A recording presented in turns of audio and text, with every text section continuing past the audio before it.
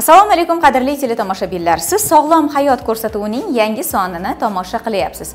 Avvalgi ko'rsatuvimiz efirga uzatilgandan so'ng yurtdoshlarimizda katta qiziqish uyg'otdi desak, mubolag'a bo'lmaydi. Sababi, klinikani operatorlarning aytishlaricha, bir kunda yuzlab qo'ng'iroqlar bo'lib, ko'rsatuv ularga ma'qul kelganini va bu galgi ko'rsatuvimiz orqali ham kasalliklar haqida batafsil ma'lumot berishimizni iltimos qilganlar. Shu maqsadda biz Monodomon shifo klinikasiga tashrif buyurdik.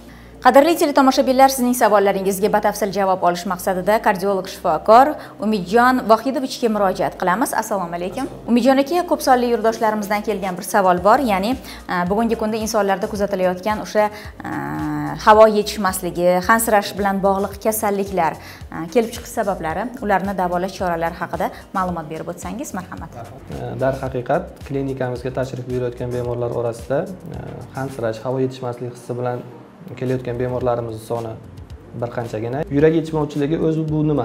Ya'ni bu o'sha organizm uchun kerakli bo'lgan kislorodni yurak yetkazib bera olmasligi, nafaqat kislorod, oziq moddalarni. Bu yurak yetishmovchiligi hisoblanadi. Bu o'zi hech qachon alohida kasallik bo'lib kelmaydi. Qaysidir kasalliklarning asorati sifatida kelishi mumkin. Yurak qon tomir sistemasi kasalliklarini deyarli barchasini asorati sifatida kelishi mumkin desa ham mubolag'a bo'lmaydi. Bu kasallikka yosh katta bemorlarimiz, asosan ayollar ko'proq chalinadi. Bundan tashqari qo'shimcha o'sha qon tomir kasalliklarini zararlaydigan qand diabeti bor bemorlar bu kasallikka uchrash ehtimolligi ko'proq hisoblanadi. Bundan tashqari tarqalganligini oladigan bo'lsak, aholining juda katta qismi yosh katta bemorlarimizda yurak yetishmovchiligi bilan og'riydi. Bu foizlarda oladigan bo'lsak, oxirgi ma'lumotlarga qaraganda yer yuzi aholisini 2% ga yaqin qismi yurak yetishmovchiligi bilan aziyat chekadi. Yosh kattalashgan sari, ya'ni yoshi 70 dan 75 yoshdan oshgan bemorlarimizda bu ko'rsatkich 10% gacha yetishi mumkin. Bu juda katta ko'rsatkich hisoblanadi. Bundan tashqari yurak yetishmovchiligida belgilariga to'xtaladigan bo'lsak, hansirashdan tashqari bir qancha klinik simptomlar bilan namoyon bo'ladi.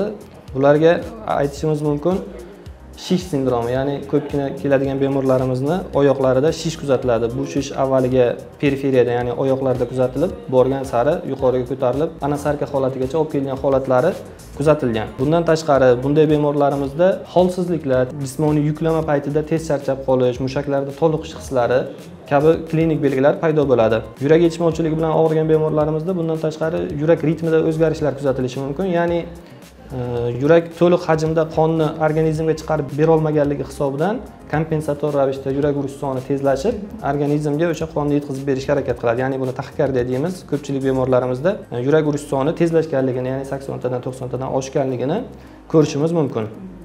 Bundan tashqari bunday bemorlarimizga asosan biz ovqat ratsioniga e'tibor berishni alohida ta'kidlagan bo'lardik. Ya'ni ovqat ratsionida o'sha xolesteringa boy taomlarni iste'mol qilmaslik, tuz mahsulotlarini kamaytirish, ya'ni tuz o'zi bilan birga suv molekulasini olib qolib organizmda shish chaqirish ta'siriga ega. Shuning uchun bu bemorlarimizda ovqatlanish ratsioniga qat'iy e'tibor berishni tavsiya qilgan bo'lardik. Bundan tashqari toza havoda sayr qilish, ya'ni kam harakatlikdan qochish, yengil jismoniy mashqlar bilan shug'ullanish, doimiy ravishda qon bosimi va yurak urish sonini nazoratda ushlab turish. Bundan tashqari vaznni kontrol qilish, ya'ni ortiqcha vazndan qochish kabi bir qancha profilaktik chora-tadbirlarni bemorlarga tavsiya bergan bo'lar edik. Rahmat. Yoz mavsumida bu kasalliklarni qo'zg'ash davri boshlanadi, ko'payadi, chunki hansirash, havo yetishmasligi ko'p sonli insonlarda kuzatiladi. Monodomon shifo klinikasida bilamizki, aynan yurak qon tomir kasalliklari ham bevosita davolanadi. Yoz mavsumi uchun qanday yangiliklar bor? Yoz mavsumi uchun bizda o'sha Bo'stonliq tumanida davolash sanator kurort zonamiz bor. Ya'ni u yerda ham bemorlarni davolash uchun barcha kerakli shart-sharoitlar yaratilgan. 24 soat doimiy ravishda vrach, hamshiralar nazoratda bo'lishadi bemorlar.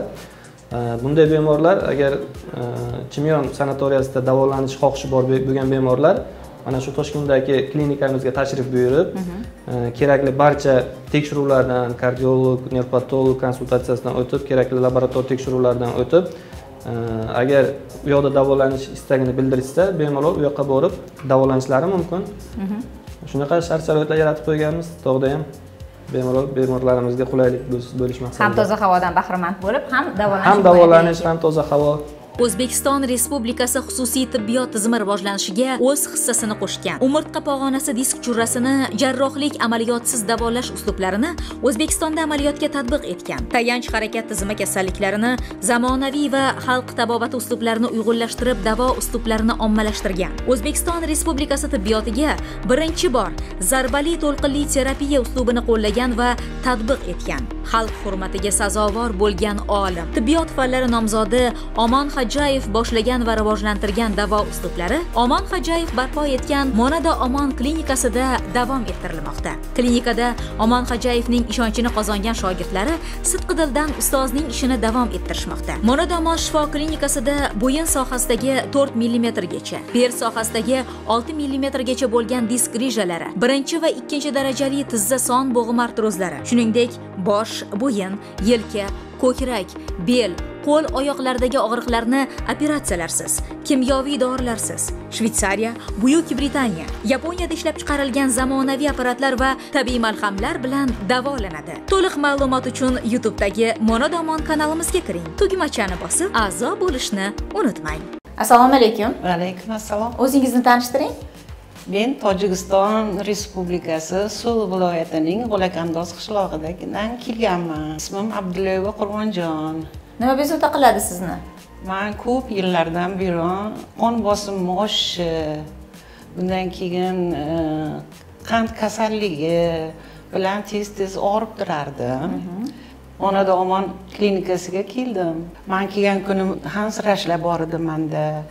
Undan keyin yuragim tez urardi. Holim ancha pasayib qolgandi, ahvolim ancha nima qoluvdi, yomonlashgan bo'lib qoluvdi. Hozir mana 10-kuni bugun, shu kungacha men davolanam, qon bosimim oshgan yo'q, sahrim oshgan yo'q, o'zim juda ham yaxshi, kayfiyatim ham yaxshi.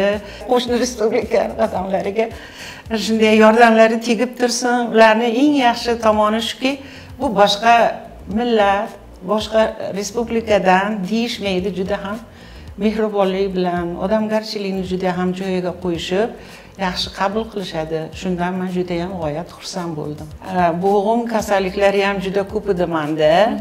Xudoga shukr, mana yaxshi bo'lib qoldim. Davolash bu yerda juda ham baland darajada. Apparatlar, davolash jihozlari juda ham zo'r. Ancha-muncha joylarda bunaqa narsalar yo'q. Kelgan odam o'zi guvohi bo'ladi bu narsani. Shuning uchun men hozir atrofimda ko'rgan odamlardan voy shu yerga kelmanu, yaxshi bo'lmadim degan narsani hech ham eshitmayman. Hamma bundan xursand. Shuning uchun hammani shu yerga taklif qilaman. Hech kim norozi bo'lib ketmaydi bu yerda. Assalomu alaykum. Va alaykum salom. O'zingizni tanishtiring. Men Qoraqalpog'iston Respublikasi Beruniy tumanidan Yangiboy va Guliston. Nima bezovta qiladi sizni? Meni bo'g'im kasalliklari bezovta qildi. Shu ixlos qilib shu yerga kelganman, ammo klinikasiga. Xudoga shukr. Kelganimdan ancha yaxshiman. Necha kun bo'ldi kelganingiz? 5 kun bo'ldi. 5 kun bo'ldi. Kelganingizdagi holatingiz qanaqa edi? Yo'q, endi uni tasvirlab bo'lmaydi. Ha, og'riqlar. Shu og'riqlar bilan kelganman. Shu necha yildan beri bezovta qiladi? 5 yildan beri. 5 kunning ichida o'sha kelgan kuningizdan boshlab qanday bir o'zgarishlar bo'ldi? Bor, Xudoga shukr. Lechina olgandan keyin umuman boshqa bo'ldi, tarifga o'zgardi. Lechinalar foyda bo'ldi menga. Kelganimda yuragim bezovta qildi, davlina bor ekan. Shularni davoladi bu Umidjon doktorimiz. O'zbekiston Respublikasi xususiy tibbiyot tizimi rivojlanishiga o'z hissasini qo'shgan. Umurtqa pog'onasi disk churrasini jarrohlik amaliyotsiz davolash uslublarini O'zbekistonda amaliyotga tatbiq etgan. Tayanch harakat tizimi kasalliklarini zamonaviy va xalq tabobati uslublarini uyg'unlashtirib, davo uslublarini ommalashtirgan. O'zbekiston Respublikasi tibbiyotiga birinchi bor zarbali to'lqinli terapiya uslubini qo'llagan va tatbiq etgan. Xalq hurmatiga sazovor bo'lgan olim, tibbiyot fanlari nomzodi Omon Xo'jayev boshlagan va rivojlantirgan davo uslublari Omon Xo'jayev barpo etgan Monada Omon klinikasida davom ettirilmoqda. Klinikada Omon Xo'jayevning ishonchini qozongan shogirdlari sidqidildan ustozning ishini davom ettirishmoqda. Monada Omon shifo klinikasida bo'yin sohasidagi 4 mm gacha, bel sohasidagi 6 mm gacha bo'lgan disk grijalari, birinchi va ikkinchi darajali tizza son bo'g'im artrozlari, shuningdek bosh, bo'yin, yelka, ko'krak, bel, qo'l oyoqlardagi og'riqlarni operatsiyalarsiz, kimyoviy dorilarsiz, Shvetsariya, Buyuk Britaniya, Yaponiyada ishlab chiqarilgan zamonaviy apparatlar va tabiiy malhamlar bilan davolanadi. To'liq ma'lumot uchun YouTube'dagi Monodomon kanalimizga kiring. Tugmachani bosib, a'zo bo'lishni unutmang. Yapon olimlarining bir gaplari bor. Yoshlik keksalikni ta'minlash uchun beriladi. Yoshimiz ulg'ayganda sog'-salomat va baxtli hayot kechirishimiz uchun bizga yoshlikda berilgan imkon, salomatlikning qadriga yetmog'imiz lozim. Aziz teletomoshabinlar, bu galgi ko'rsatuvimiz orqali sizga kerakli bo'lgan ma'lumotlarni taqdim eta olgan bo'lsak, bundan benihoya mamnunmiz. Agarda sizda kasalliklar haqida savollar tug'ilgan bo'lsa, ekraningizda ko'rinib turgan telefon raqamlariga qo'ng'iroq qilishingiz mumkin. Biz esa sizning savollaringizdan kelib chiqqan holda keyingi ko'rsatuvimizni tayyorlashga harakat qilamiz.